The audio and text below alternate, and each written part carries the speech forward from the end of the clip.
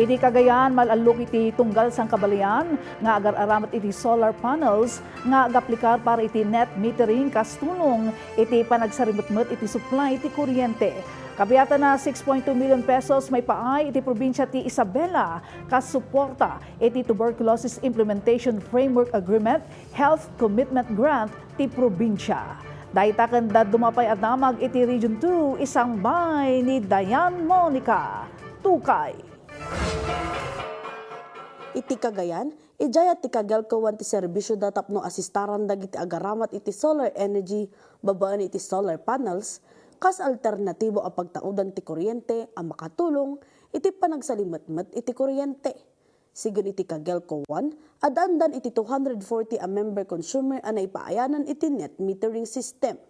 Mabalbalakadan dagiti agus usar iti solar panels nga iaplikar dati net metering dagitoy tapno umno ti rumuar kadagiti metro da. Kabayatan na, manamnama amarugyan iti sumarsarunong nga aldaw iti Taiwan Rice Technology Demonstration Farm iti Cagayan Farm School, ken Agri-Tourism Center ijay Amulong, Cagayan, babaan iti panagtitinulong ti probinsyal at gobyerno ken Taiwan International Cooperation and Development Fund. Panggap tinasao nga proyekto may pakamo ti baro a teknolohiya ken best practices iti produksyon tinasao a bagas amang pangato iti apit, kalidad ken lokal a produksyon ti pagay.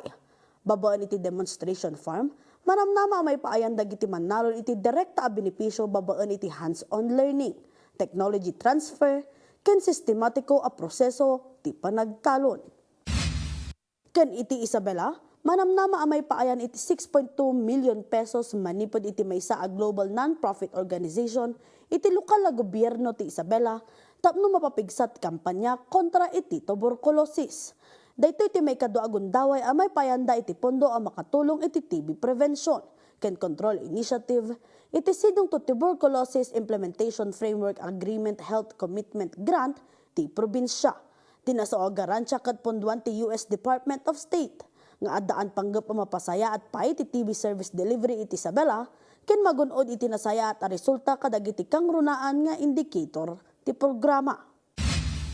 Iti Nueva Vizcaya, napagnunumuan dagiti panakabagit ti lokal a gobyerno ti Maliko, Taktak, Kanabuan ken Mawan ti panakaymuntar ti solar lights, quarry operations ken daddumapay.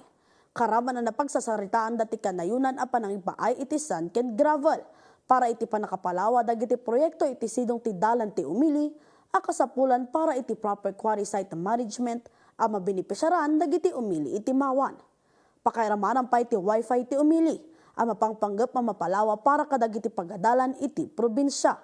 Makidkid daw pa iti silaw ti umili program iti ili ti Santa Fe no sa dinno manamnama may paayan ti solar lighting kits dagiti babbarangay nga adda iti nasusilnak a lugar ahaan a madanon dagiti existing a power lines. Dayan Monica Tukay para iti Pambansang TV iti baro a Pilipinas.